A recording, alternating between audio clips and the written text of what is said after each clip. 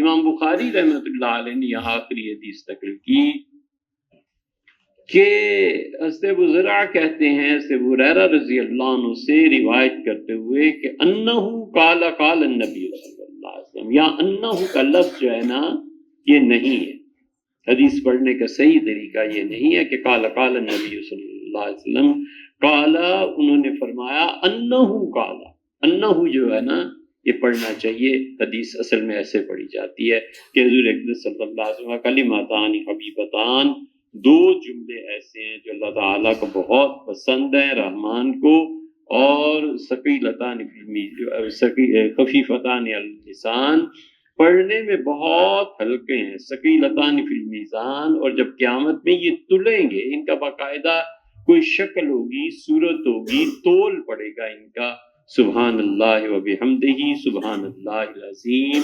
امام بخاری رحمۃ اللہ علیہ نے اس پہ اپنی کتاب مکمل کی۔ یہ جو دو جملے ہیں نا، سبحان اللہ و بحمدہ سبحان اللہ العظیم، حضور صلی اللہ علیہ وسلم نے پڑھنے کا وقت بھی متعین فرما دیا۔ آپ نے فرمایا عصر سے مغرب تک پڑھا کرو، مغرب سورج کے غروب ہونے سے پہلے پڑھا کرو۔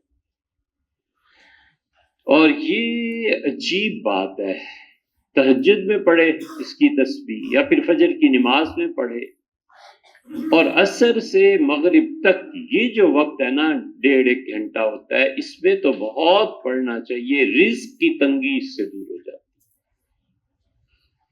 دوسری حدیث میں آیا حضور صلی اللہ علیہ وسلم، عیسیٰ علیہ السلام آئیں گے اور قلعے میں چلے جائیں گے، تشریف بری ہوگی اور تم بھی چلے جاؤ گے۔ لمبی حدیث، اس کا خلاصہ یہ ہے کہ دروازے بند ہو جائیں گے، اور فرمایا بیل کا سر، گائے کی سری، یہ اتنی اور اتنی مہنگی ہو جائے گی اور فاقہ پڑ جائے گا۔ ہم نے کہا اللہ کے رسول، ہم لوگ پھر کھائیں گے کیا، زندہ کیسے رہیں گے؟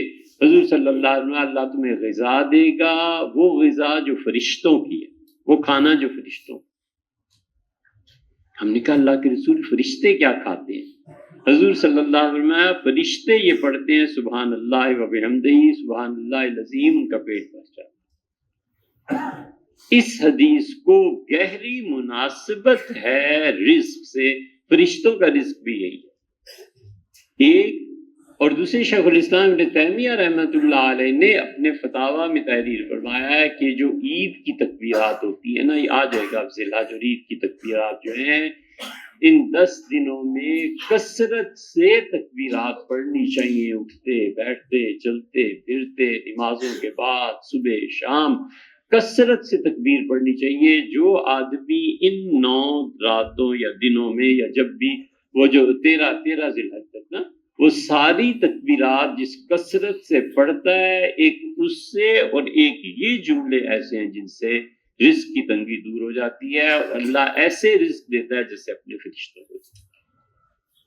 اس کے پڑھنے کا یہ فائدہ، اس لیے یہ چیزیں یاد رکھنی چاہیے، پڑھنی چاہیے۔